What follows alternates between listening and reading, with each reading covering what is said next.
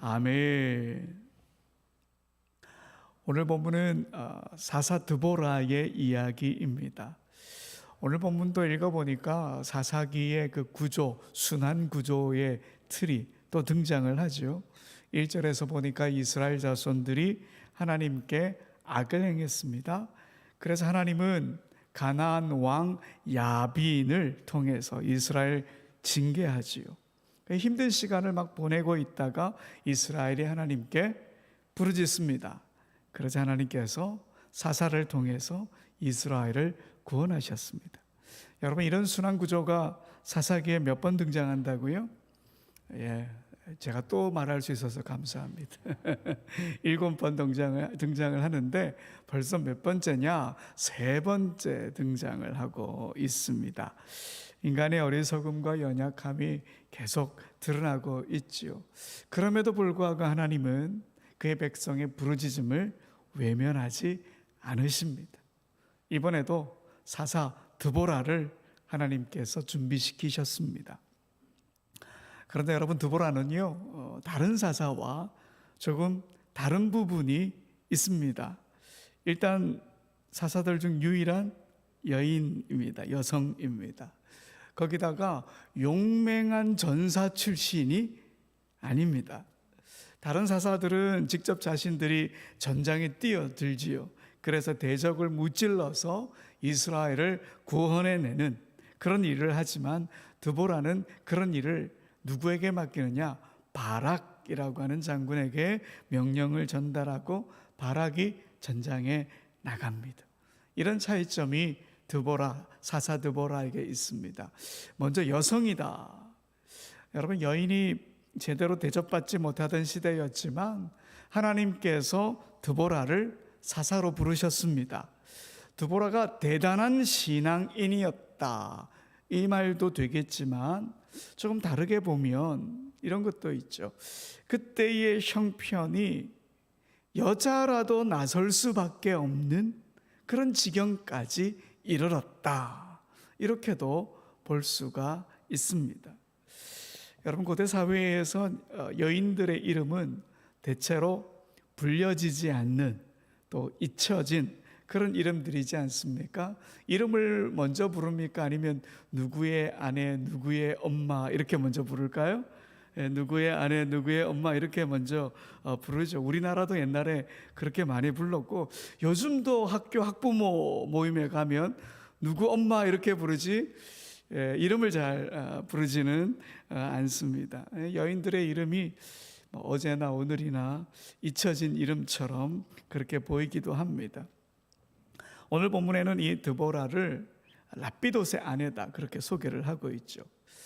사실 고대 사회에서 이렇게 불리는 것은 여인의 인권이 보호받지 못하던 그런 시대였다, 이 말도 맞지만 아무 힘도 없는 존재라서 누군가의 보호 아래 있다, 이런 의미도 되는 것이죠. 그러니까 드보라는 라피도스의 도움을 받고 있는 사람, 이런 뜻이죠.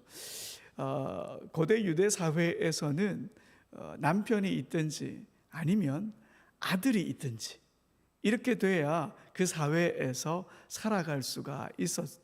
그러니까 누구의 아내, 누구의 어머니라고 하는 이 말 안에는 누구로부터 보호를 받고 있는 사람이다, 이런 의미도 있죠. 그러니까 연약함의 표현으로 누구의 아내 이렇게 쓰일 수도 있었다 하는 겁니다. 그렇다면 사사시대가 어떤 시대였느냐? 누군가의 보호 없이는 혼자 살아갈 수 없는 이 연약한 여인이 사사가 될 정도로 영적으로 심각하게 무너졌던 시대였다, 이걸 우리가 알 수 있는 거지요. 여러분, 드보라 이야기는요, 드보라 외에도 또 한 명의 여인이 등장을 합니다. 헤벨의 아내 야엘이라고 하는 여인입니다. 우리가 다음 주에 조금 더 살펴볼 텐데요, 이 여인이 가나안 왕 야빈의 군대 장관이었던 시스라를 죽이는 그런 여인으로 등장을 합니다. 그런데 야엘이 등장을 할 때 한 3번 정도는 헤벨의 아내 야엘 이렇게 소개를 합니다. 여러분 사실 이건 뭐 한 번만 소개해도 되잖아요. 그런데 계속해서 3번을 계속 반복을 합니다. 헤벨의 아내 야엘, 헤벨의 아내 야엘. 여러분 여기서 궁금하죠? 드보라의 남편 랍비돗은 어디 가고 야엘의 남편 헤벨은 어디 갔나 하는 것이지요. 남성들이 하나님께 바로 서지 못했다는 반증은 아닐까? 남성들이 가나안 세상에 한눈 팔린 건 아닐까? 그래서 하나님께서 연약한 여인들, 특히 누군가의 보호를 받아야만 하는 누군가의 아내였던 이 여인들을 통해서 하나님의 일을 하시는 것은 아닐까? 이런 생각을 해보게 됩니다. 여러분, 하나님은 누구든 가리지 않고 하나님의 일을 위해 일꾼으로 부르시는 분이십니다. 고레스 왕처럼 이방 나라의 왕, 페르시아의 왕까지 불러서 하나님의 일꾼으로 쓰시는 분이 우리 하나님이십니다. 그런데 누군가 그 역할을 제대로 해내지 못하고 있다 그러면 다른 이들을 통해서도 하나님의 일을 계속하시는 분이시지요. 남자든 여자든 하나님의 뜻을 위해서든 얼마든지 하나님께서 일꾼으로 세우신다 하는 겁니다. 여러분, 만약 교회가 하나님의 일을 제대로 감당하지 못한다면 하나님은 또 다른 이들을 찾으실 겁니다. 그러니 교회는 교회답게 하나님의 일을 감당해내야 하는 것이지요. 부디 우리 대지교회가 하나님의 일을 제대로 감당했으면 좋겠습니다. 하나님의 나라를 더 건강하게 만드는 공동체가 되었으면 좋겠습니다. 그래서 우리 교회에게 주어진 사명을 잘 감당해서 이 사명 누구에게도 빼앗기지 않고 하나님의 일을 위해 열심히 나아가는 우리 모두가 되길 간절히 소원합니다. 그런데 여러분, 학자들은요, 이 드보라의 남편이라고 하는 랍비돗, 이 랍비돗이 과연 실존 인물이었을까 의문을 갖습니다. 여러분, 랍비돗이라고 하는 이름이 여성 복수형이기 때문입니다. 등불, 번개, 횃불, 불꽃, 이런 이름의 뜻을 가진 라피드라고 하는 명사가 있는데요, 이 단어를 여성 복수형으로 바꾸면 랍비돗이라고 하는 이 이름이 되는 거예요. 여러분, 사사기 7장에 보면 기드온과 300명의 용사들이 미디안을 대적하기 위해 전투를 벌이죠. 300명의 용사들 한 손에는 뭘 들었느냐? 나팔을 들었어요. 또 한 손에는 빈 항아리를 들었어요. 그런데 그 항아리 안에 뭐가 들었을까요? 횃불이 들어있어요. 여기서 횃불이라고 하는 단어가 바로 이 랍비돗의 단수형인 라피드라고 하는 단어입니다. 그런데 여러분, 가만히 한번 생각해 보십시오. 어느 가정에 아들이 태어났어요. 그런데 그 아이의 이름을 여성 복수형으로 지을까요? 이 고대 사회잖아요. 고대 사회인데 뭐 지금은 남자 여자 이름이 따로 이렇게 분류가 되고 있진 않지만 고대 사회에서 사내 아이에게 여자의 이름을 붙여줄까요? 붙여주지 않을까요? 안 붙여주는 거예요. 그래서 학자들이 의문을 갖기 시작을 한 겁니다.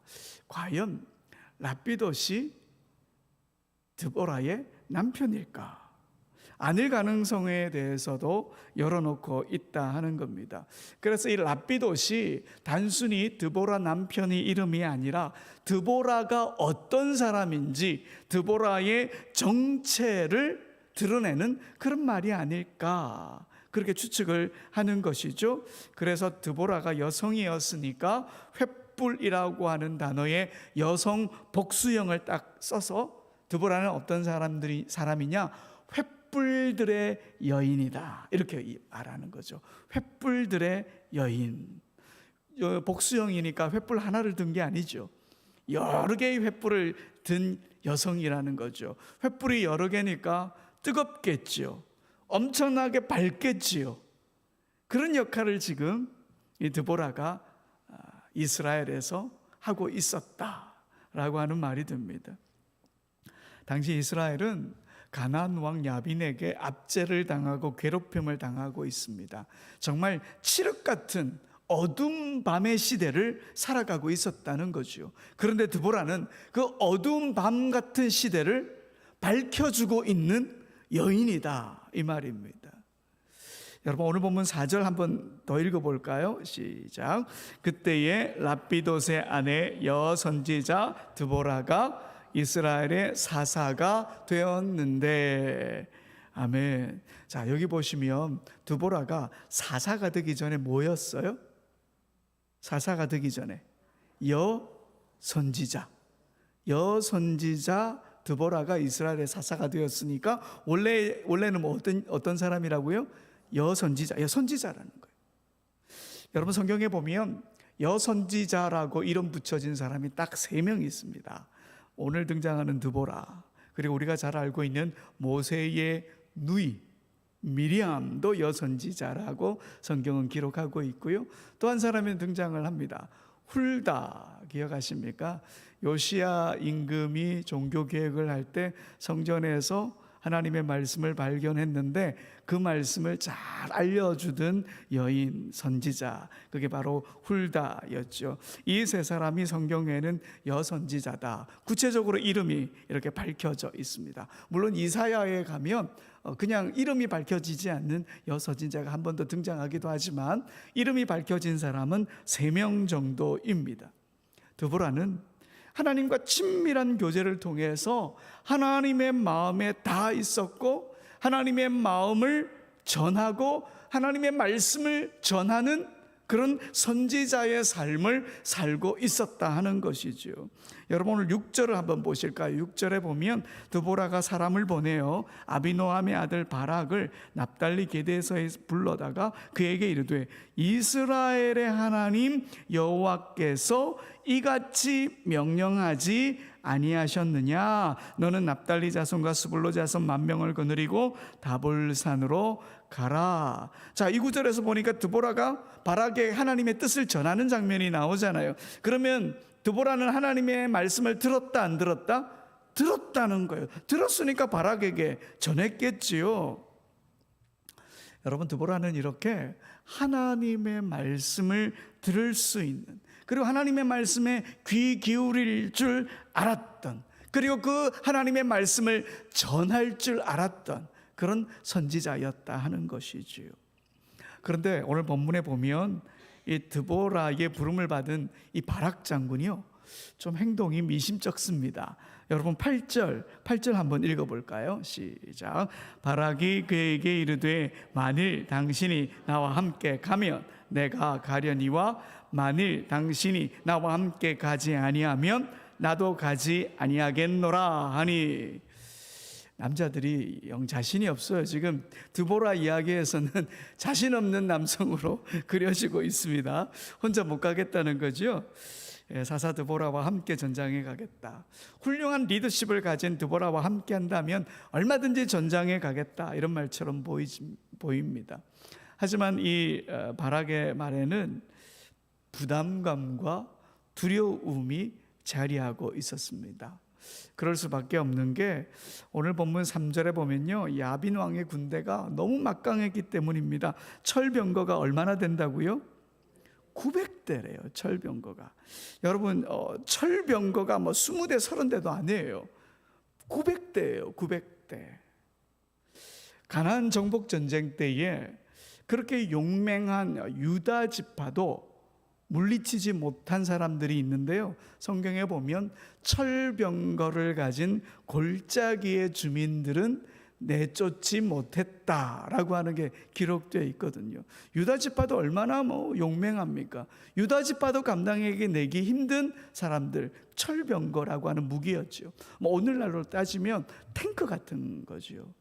이스라엘은 탱크가 한 대도 없는데 지금 이 가나안 왕 야빈에게는 몇 대가 있다고요?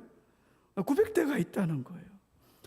철병거는 엄청난 무게를 다 감당하기 위해서 6개의 바퀴 살을 가지고 있는 최첨단 무기였습니다.